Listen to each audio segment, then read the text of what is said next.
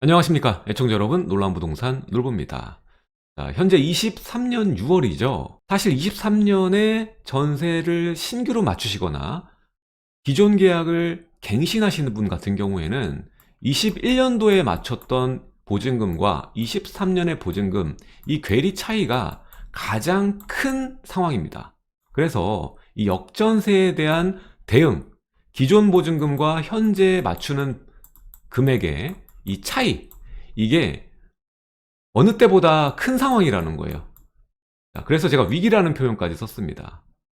자, 특히 올 하반기, 자, 계약갱신 청구권 전월세 상한제가 최초로 나왔던 게 20년 8월이지 않습니까? 자, 그 중에서 가장 전세가가 피크로 높았던 게 21년 하반기였어요. 자, 여기에 정확히 2년이 되는 것이 23년 하반기입니다.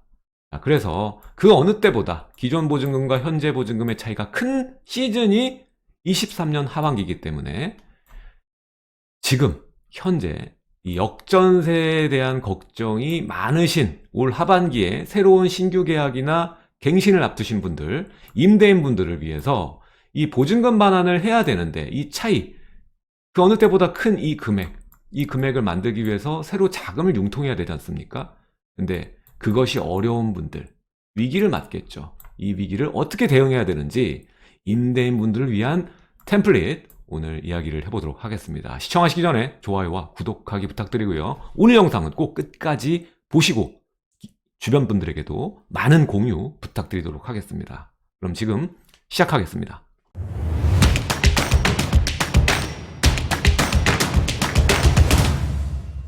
대응 전략을 살펴보기 이전에 현재 상황부터 살펴보도록 하겠습니다. 결국 역전세 해결책의 가장 중요한 핵심 키는 전세가가 원래 맞췄던 수준 이상으로 올라와 주는 거기 때문입니다.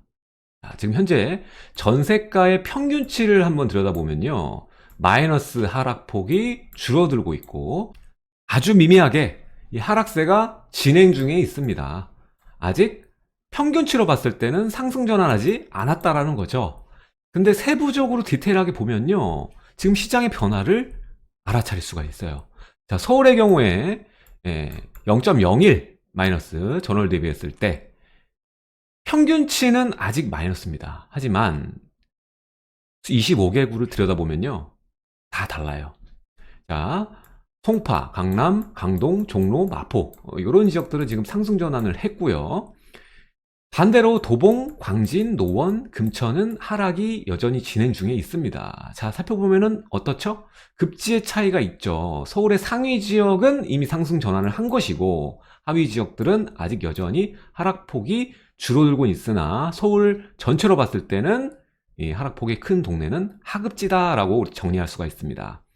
자, 서울뿐만 아니라 경기 지역 보시죠. 경기도 여전히 마이너스가 유지되고 있는 상황인데 이 중에 과천, 성남, 용인, 하남, 분당, 화성 상승 전환했어요. 자, 나머지 오산, 안성, 의정부, 고양, 의왕, 남양주, 파주, 수원 하락 진행 중이죠. 여기도 마찬가지입니다. 수도권, 경기 쪽에서 상급지는 이미 상승 전환을 한 것이고, 자, 인구가 적고 하급지에 속하는 지역들은 여전히 하락이 진행 중에 있다는 것입니다. 자, 이걸 평균치로 봤을 때 밑에 있는 이 하단, 이 KB 시세를 보시게 되면은, 자, 지난 이 12월, 2월 올 때 마이너스가 크게 나왔다가 지금 이게 올라와 주고 있는 모양새고, 이제 곧 모든 전국 평균치 5대 광역시 수도권의 그래프가 위로 상승 전환될 확률이 굉장히 높아 보인다라는 겁니다. 결국에는 시간이 지나면서 전세가는 회복되어질 것이기 때문에 지금 현재 여러분들이 고민하고 우려하는 역전세 상황은 굉장히 단기적인 흐름이라고 보시면 될 것 같아요. 결국 회복되면서 기존의 전세금에서 역전세된 현재 시세, 이것이 다시 올라와 주면서 역전세는 해결이 될 것이다. 정리하자면 지금 현재 전세가 회복 중이지만 그 속도가 아직은 빠르지 않게 나오고 있기 때문에 올 하반기 가장 문제되는 바로 23년 하반기 계약을 앞둔 신규 계약이든 갱신 계약이든 이 임차 전세 계약을 앞둔 주택들은 역전세가 될 확률이 매우 높다라는 겁니다. 역전세 상황이 빨리 해결되기 위해서는 전세 회복이 강해야 되는데 지금 여전히 금리가 높은 수준이죠. 예, 지금 최밑단 금리가 내려와서 이제 4% 초반 정도까지 와주긴 했습니다. 하지만 예전과 비교를 했을 때, 코로나 전후 비교를 했을 때 여전히 높은 수준이거든요. 그래서 전세가가 빨리 회복하기 위해서는 전월세 전환율보다 월등히 금리가 낮아져 줘야, 그래야 전세로 갈아타는 수요가 훨씬 많아질 수밖에 없고요. 그리고 이 전세 사기 이슈가 이게 좀 잦아들어야 전세 회복이 빠르게 될 것입니다.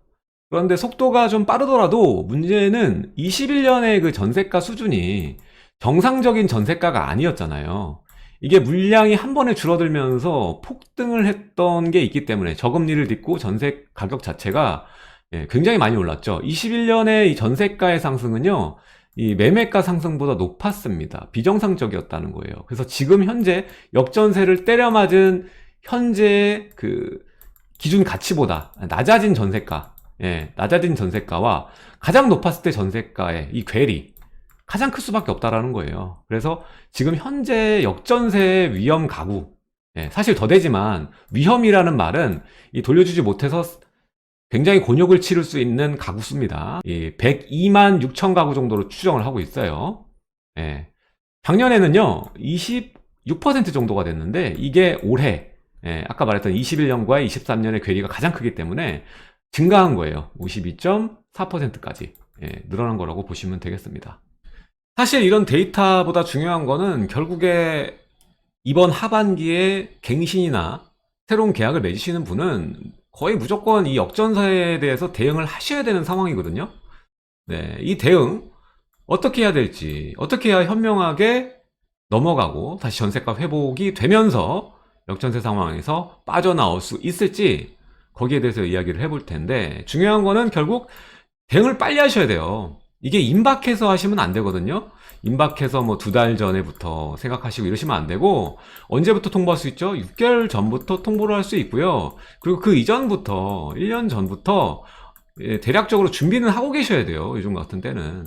안 그러면 전세 사기꾼으로 취급받습니다. 그래서 최소한 6개월 전에는 준비를 해야 된다는 거. 그래서 빠른 대응을 하셔야 돼요. 서로 협의를 일찍부터 하면은 이야기를 많이 할수록 협의점에 도달하게 되는 확률이 높은데, 임박해서 하면은 협의되기가 시간이 모자릅니다. 그리고 대응이 협의로 안 될 경우에 모든 방법들을 강구하셔서 해결을 해야 돼요. 그래서 빠른 대응이 첫 번째, 모든 수를 활용하는 게 두 번째 중요한 거다. 거기에 대해서 제가 6가지를 지금 이야기를 해드리도록 하겠습니다. 대응 전략을 말씀드리기 전에 제발 이건 절대 하면 안 된다. 그래서 첫 번째 이거부터 말씀드릴게요. 여러분들 이 대응할 때 잘 모르고 뭐 주변에 물어보거나 찾아보지 않아가지고 잘못된 수를 쓰시는 경우가 있어요. 이 최악의 수는 돌이킬 수가 없습니다. 계약이라는 거는 계약서를 쓰면 끝나는 부분이기 때문에 여러분들 잘못하시면 함정을 스스로 파는 꼴입니다. 그래서 최악의 수 어떤 거냐면, 첫 번째, 여러분들이 그 기존 보증금, 역전세난 금액, 보증금 이 차이를 어떻게든 마련해서 돌려주고 싶은 마음 누구나 마찬가지일 겁니다. 근데 이걸 마련하는 과정에서 낮은 금리나 뭐 저금리를 활용할 수 있는 상품들을 이용하면 너무 좋을 상황으로, 전략으로 이용할 수 있겠지만, 이거를 돌려주는데 너무 급급하다 보니까 아유 나는 돌려주고 싶어, 사기꾼 취급 당하기 싫어, 이런 마음이 너무 커서 사채 같은 이 고금리 자금을 융통을 해요. 그렇게 되면은 10%가 넘어갑니다. 10% 넘어가거든요.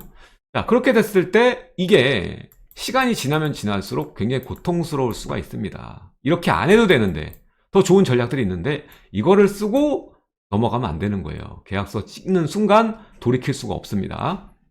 자, 그리고 두 번째 최악의 수는요, 역전세 난 보증금. 그 보증금, 낮아진 보증금이죠. 자, 보세요. 원래 기존 보증금 이거, 새로운 낮아진 보증금 이겁니다. 근데 이 보증금에 플러스해서 계약갱신 청구권을 용인해 주는 거. 계약갱신 청구권 쓸게요. 이 금액 낮추겠습니다. 이래가지고 이렇게 계약 맺잖아요. 그러면 지금 계약갱신 청구권은 임대차 보호법입니다. 임대차 3법이잖아요. 그래서 임차인에게 거의 권능에 가까운 권한을 줬어요. 그래서 묵시적 갱신처럼 계약갱신 청구권을 쓰면 계약서에 쓰는 내용인데도 불구하고 묵시적 갱신은 계약서를 쓰지 않은 상태로 넘어가니까 당연히 뒤늦게 세입자가 말하고 3개월 뒤에 통보 뒤에 나갈 수 있는 거지만, 계약갱신 청구권 새로운 계약서를 쓰면서 계약갱신 청구권 쓴다고 기재까지 하는데도 불구하고 임차인에게 더 큰 권력을 줍니다. 통보하고 3개월 후에 나갈 수가 있어요. 그 전에 임대인은 돈을 돌려줘야 됩니다. 그렇기 때문에 가뜩이나 낮아진 전세금에 맞추는 것도 억울한데, 거기에 세입자가 주변에 갑자기 이사 가고 싶으면 마음대로 이사 갈 수 있는 거예요. 그렇게 되면 안 됩니다. 그래서 이런 경우는 어떻게 돼요? 역전세를 맞았을 때 하나만 주는 겁니다. 두 개 다 주는 게 아니라, 자, 낮아진 보증금에 오케이, 알았습니다. 지금 이 계약으로 계약갱신 청구권 쓰지 마시고요, 낮은 보증금 차액 돌려주겠습니다. 대신 이거는 금액이 낮아진 금액이니까 새로운 계약서를 쓰셔야 돼요. 새로운 계약이고 계약갱신 청구권을 쓸 수 없습니다. 계약갱신 청구권 쓰시려면 기존 보증금대로 하셔야 되는 거고요. 그렇게 얘기를 하시면 돼요. 여기서 전략이 나오는 거예요. 이 세입자분들은 계약갱신 청구권을 쓰려고 하는 분들이 많기 때문에 이거를 활용해서 계약갱신 청구권을 쓰시려면 기존 보증금으로 해주셔야지 제가 해드릴 수가 있습니다. 대신 반대급부를 줘야죠. 계약갱신 청구권 쓰면서 기존 보증금 유지하는 대신 제가 뭐를 드리겠습니다. 이렇게 하면 세입자도 받는 게 계약갱신 청구권 플러스 추가로 받는 게 생기기 때문에 거래가, 협의가 된다라는 겁니다. 이러한 전략들을 잘 사용해야 된다. 이렇게 하지 않고 그냥 세입자 따라서 가고 여러분들의 이 도덕적인 부분만, 감정적인 부분만 생각해서 급하게 결정하지 마시라는 거예요. 이럴 때일수록 냉정하고 천천하게 실질적으로 대응을 하셔야 여러분들이 후회를 안 하십니다. 다시 이야기 드리지만 이건 계약입니다. 신규 계약이든 갱신이든 계약이에요. 계약은 한번 쓰면 법률적으로 정해지는 부분입니다. 냉정하게, 이성적으로 행하셔야 되고, 이 역전세 대응은 제일 중요한 건 심리전입니다. 개인 대 개인, 개인 대 개인, 임대인과 임차인들의 심리전이라는 거예요. 아까도 말씀드렸지만 급하게 생각하실 필요가 전혀 없어요. 사실 이 역전세라는 건요, 역전세에서 불리한 건 임대인이 아니라 임차인들입니다. 자, 만약에 임대인이 전세보증금을 돌려주지 못해요. 차액을 돌려주지 못하거나 전부를 돌려주지 못하거나 어쨌든 돌려주지 못하는 상황입니다. 그럼 임차인이 할 수 있는 선택은 뭘까요? 일단 계속 거주하는 겁니다. 전세보증금 줄 때까지 계속 거주하는 거죠. 유치권의 성질이죠. 이렇게 하거나, 아니면 돌려받기 위해서, 빠르게 돌려받기 위해서는 뭘 해야 될까요? 소송을 걸어야 되는데, 처음에 순위를 보존하기 위해서 임차권 등기를 하고요. 그 다음 이걸로 소송을 합니다. 반환 소송을 해요. 그 다음 이 판결에서 승소를 해야 돼요. 그 다음 이걸 가지고 경매를 진행합니다. 자, 그렇게 됐을 때 이 경매에 대한 들어가는 비용, 시간, 이것도 문제인데, 더 큰 건 뭐예요? 만약에 돌려받지 못하는 이 물건, 이 임차인이 사는 물건, 임대인이 갖고 있는 물건이 못난이다. 그럼 잘 안 팔릴 거 아니에요. 이거 유찰되면 어떻게 돼요?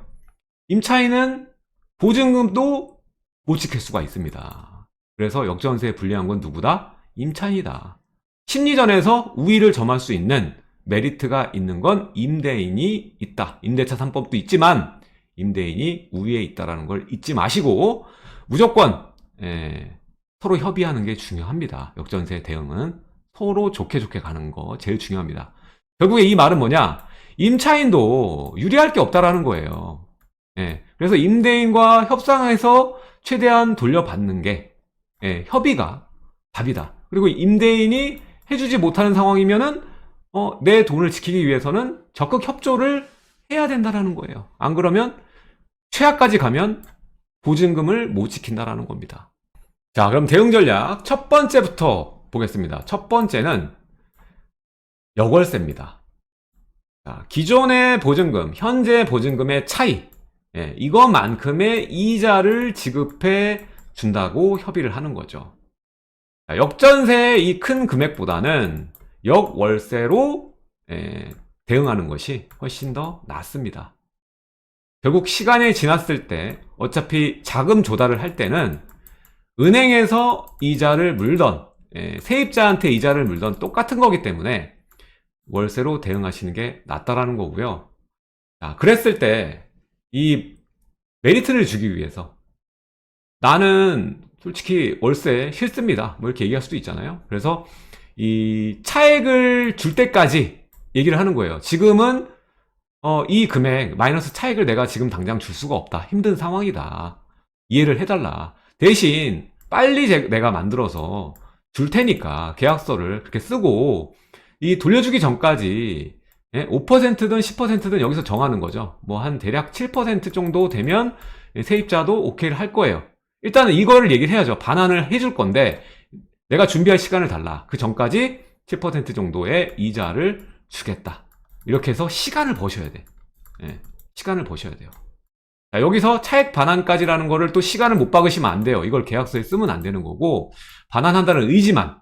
요즘에 이 토스 같은데 금리 많이 주면서 파킹 많이 하셨잖아요. 근데 이게 낮아졌어요. 지금 2%밖에 안 되거든요. 그러니까 세입자들은 뭐 역전세 난 금액 대략적으로 뭐 5천에서 뭐 2억, 3억 이게 제일 많을 거예요. 자, 이 정도 금액 2%보다는 그냥 임대인한테 수익을 거두는 거죠. 그래서 최소 막 5%에서 10% 설정하면은 어차피 지금 돌려주지 못한다라는 걸 얘기하면서 협의를 이끌어내면은 오케이를 할 겁니다. 그리고 이게 그냥 2년 동안 그런다고 얘기하는 것도 아니고 차액 반환까지 이렇게 한다라고 얘기를 하면 그러면은 웬만하면 협의가 될 겁니다. 그래서 이거를 계약서 특약사항에 기재를 해주시면 돼요. 자, 이렇게 차액 반환까지 5에서 10% 이자 설정해서 넣으시면은 임대인들이 유리해져요. 이렇게 되면 임대인이 유리해지는 계약서 내용이니까 이거 참고하시면 될 것 같아요. 그래서 1번은 역월세 전략을 이용한다. 2번은 돌려줄 거다. 뭐 첫 번째 역월세를 했는데도 난 필요 없다. 난 나가야 된다. 나는 이사를 가야 되기 때문이다.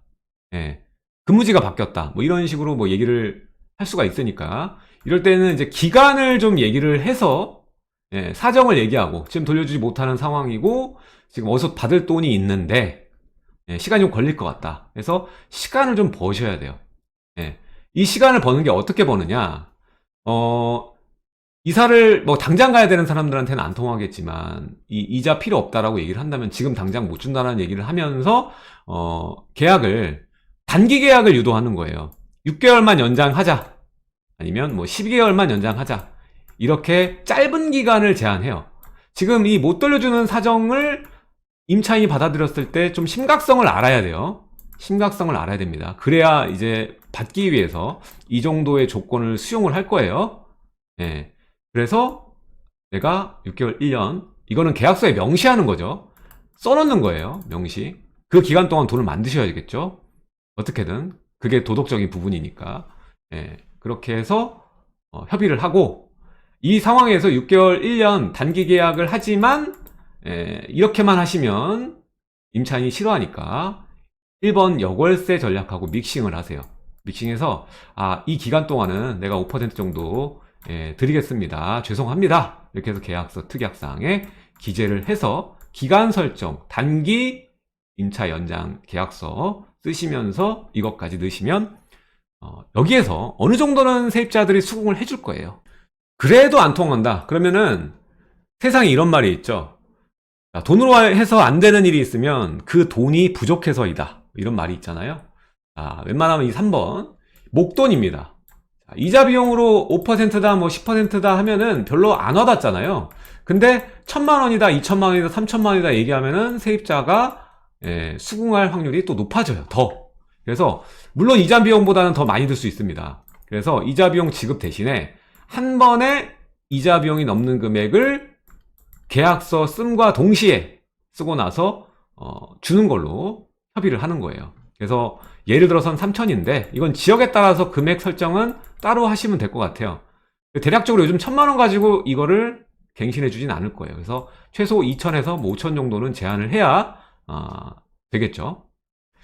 보통 전세자금을 활용하죠. 여러분들이 지금 임차인을 데리고 있는 분들은 이분들이 뭐 5억의 보증금이면 5억을 다 들여서 사는 사람은 거의 없습니다. 대부분이 없어요. 다 한 뭐 3억에서 4억 이 정도는 전세자금 대출 활용해가지고 내가 원래 전세에 들인 돈은 뭐 1억밖에 안 돼요. 보통 자기 자본이. 그래서 1억 갖고 넣고 있는데 갑자기 2천만 원, 3천만 원을 계약 갱신해주면 주겠다 라고 하면 이자 비용을 제하고도 돈을 버는 행위이기 때문에 돈 벌면 다 좋아요. 예. 그래서 큰 거절할 수 없는 제안을 목돈으로 해준다면 협의가 될 확률이 매우 높습니다. 그래서 이것도 계약서의 특약사항을 기재해서 추후에 분쟁 발생을 없애야겠죠. 4번, 이제부터는 세입자가 이것도 싫다 저것도 싫다 일 때예요. 이사입니다. 이거는 여러분들이 어느 정도 힘든 걸 감내하셔야 돼요. 지금 현재 거주 중인 집이 자가일 경우, 내 집일 경우, 그럴 경우 뭐 대출도 있을 수 있겠고 대출이 없을 수도 있겠죠. 자, 이럴 때 해당 주택 내 자가를 전세를 맞춥니다. 자, 그러면서 목돈이 생기겠죠. 그럼 그 목돈으로 보증금의 차액을 막는 거예요. 해칭을 하는 거죠. 그 다음에 본인은 잠깐 이 역전세 상황이 해결될 때까지, 전세가가 회복돼서 맞춰질 때까지 월세로 잠시 거주하면서 세입자한테 줄 이자 비용을 여기다 쓰는 거죠. 이자 비용. 그래서 어차피 역월세를 대응할 때, 역전세를 대응할 때 들어가는 비용만큼만 주고 해결을 하는 거예요. 대신 내가 불편해지는 거예요. 세입자가 불편하냐, 내가 불편하냐, 이 차이입니다. 비용은 똑같이 들어가는 거예요. 자, 5번은 다주택자이신 분이고 대출이 지금 DSR 적용이 아직 안 풀렸잖아요. 이게 7월 달에 풀린다고 했는데 풀려봐야 풀린다 싶은 거죠. 어쨌든 지금 상황에서는 다주택자일 때 전세로 맞춘 주택 중에서 대출은 DSR 내에선 쓸 수 있으니까 그 스페어가 남으시는 분은 어떤 주택 하나를 이제 월세로 바꾸는 거예요. 지금 해당 주택을 월세로 바꿔도 되는 거고, 문제가 생긴 거 월세로 전환하는 겁니다. 그래서 담보대출이 가능한 상황인 경우 대출을 받아서 반전세로 맞추고 나머지를 월세로 바꾸는 겁니다. 이것도 비용은 똑같은 거죠. 신규로 다른 사람 임차인만 바뀌는 거죠. 근데 싫은 소리 안 들어도 되고 안 해도 되는 거예요. 안 해도 되는 방법이다. 이건 세입자가 무조건 나간다고 했을 때 쓸 수 있는 방법입니다. 근데 이것도 기대해 보시면 좋을 게, 이제 7월부터 이 역전세 상황이 대거 발생할 거로 지금 우려가 되기 때문에, 아까 말했죠. 52%가 넘는다고, 위험 직군에 있는 주택이. 그리고 거의 대부분의 분들은 역전세에 대응하셔야 돼요, 지금. 이때 계약을 하셨던 분들은. 그래서 DSR 적용 배제를 하면서 완화가 되면 각 주택마다 전세를 내보내는 비용은 대출이 되는 거예요. 자, 그렇게 됐을 때 월세로 전환하시면 되는 거고, 전에 라이브 때도 말씀드렸지만 이 방법이 집주인 입장에서는 제일 효과적이고 이득이에요. 대출 받는 게 번거롭지만 대출을 DSR 적용 배제가 확실히 된다. 그럼 이 방법이, 5번 방법이 임대인한테 제일 좋은 방법입니다. 제일 좋은 방법이에요. 왜냐? 역전세를 대응해서 하는 것보다 전세를 전세로 막는 것보다요, 전세를 월세로 받으면 지금 전세값은 떨어져 있는데 월세는 가장 피크로 올라 있는 상황이거든요. 같은 주택을 계산해 봤을 때도 월세로 하는 것이 지금 이익이에요. 이익. 전세로 맞추면 손해고, 당연히 이것만 완화되면 여러분들 한 푼이라도 이득이 되는 방법을 선택을 해야겠죠. 그래서 이게 되면 5번 방법이 최상이다. 그리고 6번은 이번 기회에 여러분들 생각을 해보세요. 지금 역전세 난 물건에 대해서, 이 물건에 대해서 재평가를 할 때입니다. 왜? 요즘 같은 실수요 장세에서는요, 임대가 껴져 있는 물건은 제값을 못 받아요. 무조건 꺾어서 팔아야 되는 상황이거든요. 그마저도 기간이 길잖아요. 그러면은 안 삽니다. 그래서 마침 세입자가 나가는 타이밍이잖아요. 그러면 이 역전세가 난 물건이, 이 물건이 우량한 물건인지, 쭉 끌고 가야 될 물건인지, 아니면 이번 기회에 정리를 하고 투자 가치가 높은 물건으로 바꿔야 되는지 판단을 하셔야 된다는 거예요. 자, 지금 아파트로 여러분들 가져가는 것보다 투자 가치 높은 물건에 투자하는 게 더 수익률이 높아요. 왜? 아파트는 역전세 때문에라도 그렇지만 전세가율이 낮습니다. 자, 일전에 우리 상승기 때는 10억의 물건이 있으면 실투자 금액이 1, 2억이었어요. 자, 10억짜리가 2억이 올랐다. 그럼 12억이 됐어요. 그러면은 1, 2억 투자하면은 수익률이 몇 %죠? 결국 10억짜리가 12억이 됐지만 내 투자 금액은 1, 2억이기 때문에 수익률은 100에서 200%가 돼버려요. 근데 지금은 어떻다? 10억짜리에 전세가 3, 4억 들어 있습니다. 그럼 나는 6억, 7억 들여가지고 2억을 버는 거예요. 그러면 수익률이 뭐 20% 이하밖에 안 되는 거예요. 수익률이 기존 아파트에서는 역전세와 전세가율이 낮은 이 상황 때문에 좋을 수가 없어요. 어떤 투자차가 이걸 마음에 들어 하겠습니까? 그래서 이럴 때 투자 가치가 높은 물건으로 바꾸는 것이 상책이다. 그러면서 매도하니까 그 보증금은 바로 돌려주면 되는 거고요. 지금은 여러분들이 아파트는 전세가율도 높고 역전세, 지금 위기 상황이 유지되고 있고 장 자체도 실수요량이에요. 이거 언제 다시 주춤하고 꺾일지 모릅니다. 지금 상황에서 뭐 전고점 뚫고 신나게 올라간다고요? 그거는 말이 안 돼요. 자, 그래서 지금 우리가 주목할 부동산은 역전세 상황에 냉정하게 판단해서 버려야 될, 갈아타야 될 부동산은 확실하게 투자 가치가 높은 쪽으로 갈아타 줘야 된다. 그 중에서 자본이 적게 들어가는 방향으로 가야 되는 거고, 주목해야 될 부동산은 미래 가치에 비해서 지금 말도 안 되게 싼 부동산이에요. 자, 이건 뭐 서울은 정해져 있잖아요. 재개발이 안 되는 곳이 되는 곳, 그리고 일기 신도시, 재건축이 원래 안 되던 자리잖아요. 수직 증축 뭐 얘기 나오던 자리잖아요. 리모델링. 근데 이게 갑자기 재건축이 된다고 얘기를 하고 있고 특별법이 나와요. 정해진 길입니다. 일기 신도시 재건축 가요. 분당 재건축으로 합니다. 상계 목동의 일부 단지보다 빨리 재건축될 거예요. 자, 이런 바뀔 가치 변동이 큰 부동산, 원래 안 되던 게 되는 이 가치 변동이 큰 부동산이 투자 가치가 높습니다. 그래서 지금 봐야 되는 곳은 일기 신도시, 모아타운, 여기에 집중해서 투자를 하시는 게 좋은 전략입니다. 자, 오늘은 이 역전세 상황 정해진 23년 작게나 크게나 이 역전세 나는 상황을 임대인들은 어떻게 대응하는데 효과적인지 거기에 대해서 이야기를 나눠드렸습니다. 오늘 내용이 좋으셨다면 좋아요와 구독하기 부탁드리고요. 이 여러 가지 방법들 공유를 많이 해주세요. 주변에 전세를 새로 맞추셔야 되는 분들에게는 큰 답이 될 수 있으니까 공유를 해주시면 좋을 것 같고요. 자, 끝으로 마지막에 또 설명드렸죠. 지금 아파트는 투자 가치가 높지 않으니까 다른 방식으로 수익성을, 수익률을 높이는 게임. 자, 투자는요, 뭐 입지를 좋은 곳으로 바꾸는 게 아니고요, 돈을 많이 버는 거예요. 자꾸 이걸 헷갈려 하시는데, 지금 현재 작은 자본으로 수익률을 극대화시킬 수 있는 방법이 뭔지 제가 매주 수요일날 강의를 진행하고 있죠. 자, 1억에서 3억 정도의 소자본으로 지방 아파트를 사는 게 아니라 수도권의 오래된 구축, 투자 가치 없는 그런 물건을 사는 게 아니라 서울과 분당 제일 좋은 1류 도시의 재개발과 재건축을 목표로 해서 투자할 수 있는 기막힌 투자 전략, 이거는 강의를 안 들으시면은 절대 살면서 알 수 없는 방법입니다. 꼭 오셔서 소중한 정보 배우셨으면 좋겠습니다. 자, 강의 내용은 이 하단에 고정 댓글, 여기에 링크가 있어요. 이 파란색 누르시면 신청할 수가 있고요. 많은 신청 부탁드리도록 하겠습니다. 그리고 평일이다 보니까 못 오시는 분들은 이 멤버십 가입하시면 여러 가지 정보들 강의가 쭉 나열되어 있어요. 이거 하나하나 보시면 또 여러분들께 도움이 되실 테니까 많은 가입 부탁드리겠습니다. 자, 오늘 내용은 여기까지 하도록 하고요. 다음 시간에도 여러분들께 도움이 되는 정보로 찾아뵙도록 하겠습니다. 지금까지 놀라운 부동산 놀부였습니다. 감사합니다.